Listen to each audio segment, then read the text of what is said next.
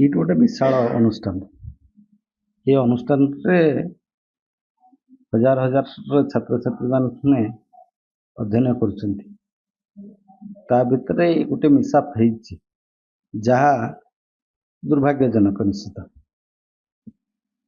ଅପରପକ୍ଷରେ ରାଜ୍ୟର ବହୁ ଜାଗାରେ ଏଭଳି ଘଟଣା ଘଟୁଛି। ସେ ସମ୍ପର୍କରେ କୌଣସି ମିଡ଼ିଆ ହାଉସ୍ ଏଭଳି ଭାବରେ ଚିତ୍କାର କରୁନାହିଁ। କେତେକ ନିର୍ଦ୍ଦିଷ୍ଟ ମିଡ଼ିଆ ହାଉସ୍ ଏହାକୁ ଗୋଟେ ବଡ଼ ନ୍ୟୁଜ୍ କରିକିନା ଉପସ୍ଥାପନ କରୁଛି, ଯେଉଁଥିରେ କି ଓଡ଼ିଶା ଏବଂ କିଟ୍ ଭଳି କି ଆନ୍ତର୍ଜାତିକ ଖ୍ୟାତି ସମ୍ପନ୍ନ ଅନୁଷ୍ଠାନର ବଦନାମ ହେଉଛି। ଇଏ ଓଡ଼ିଆ ଅସ୍ମିତା ପ୍ରତି ମଧ୍ୟ ଗୋଟେ ଚ୍ୟାଲେଞ୍ଜ।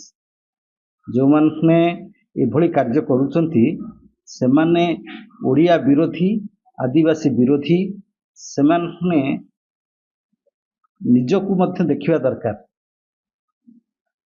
କିଟ୍ରେ ବର୍ତ୍ତମାନ ନେପାଳୀ ଝିଅର ମୃତ୍ୟୁ ଘଟଣାରୁ ଓହ୍ଲେଇକି ଯାଇକି କିଟ୍ର ଜମି ଉପରେ ସେମାନଙ୍କର ବଡ଼ ବଡ଼ ଖବର ପ୍ରସାରଣ କରୁଛନ୍ତି। ସେମାନେ ଜାଣି ରଖିବା ଦରକାର, ସେମାନେ ମଧ୍ୟ ହରିଜନ ମାନଙ୍କର ଜମିକୁ ହଡପ କରିକି ନେଇଛନ୍ତି। ସେମାନେ ମଧ୍ୟ ଯେଉଁ ଖଣି, ସେମାନଙ୍କର ସ୍ୱାର୍ଥ ପାଇଁ ଖଣି, ଓଡ଼ିଶାର ଖଣି ନେଇଛନ୍ତି, ସେଗୁଡ଼ିକର ଠିକଣା ଭାବରେ ମାପଚୁପ ନ ହେଇନାହିଁ। ସେମାନେ ଓଡ଼ିଶାର ସ୍ୱାର୍ଥ ବିରୋଧୀ ସବୁବେଳେ ଥିଲେ, ଏବେ ଅଛନ୍ତି।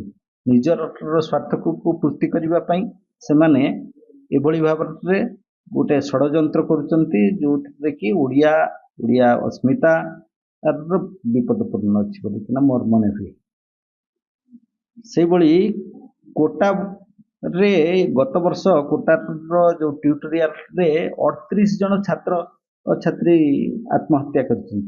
ସେ ସମ୍ପର୍କରେ ଜାତୀୟ ସମ୍ବାଦପତ୍ରରେ ତ ବିଶେଷ ଆଲୋଚନା ହେଇପାରିଥାନ୍ତା।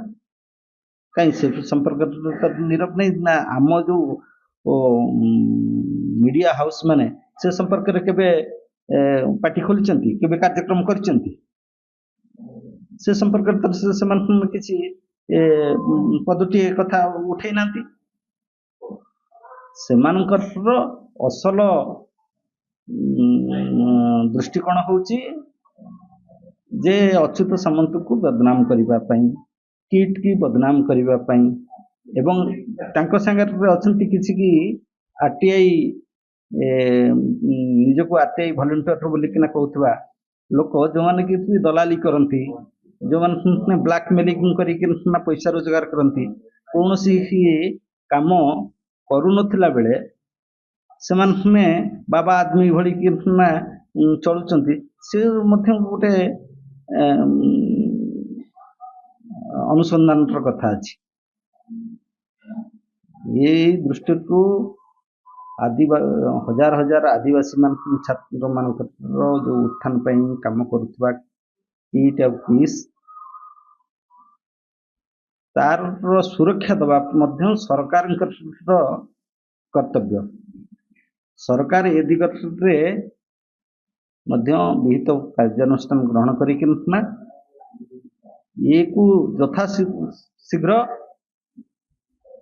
ବନ୍ଦ କରିବା ଦରକାର। ମୋର ସମସ୍ତ ଓଡ଼ିଆ ଅସ୍ମିତା ଥିବା ଜନତାଙ୍କୁ ନିବେଦନ, ସେମାନେ ଏହାକୁ ସେଇ ଖଳ ପ୍ରକୃତି ଲୋକମାନଙ୍କର ଷଡ଼ଯନ୍ତ୍ରକୁ ବୁଝନ୍ତୁ ଏବଂ ସେମାନଙ୍କଠୁ ଏକୁ ନିରସ୍ତ୍ର କରିବା ପାଇଁ କାର୍ଯ୍ୟ କରନ୍ତୁ।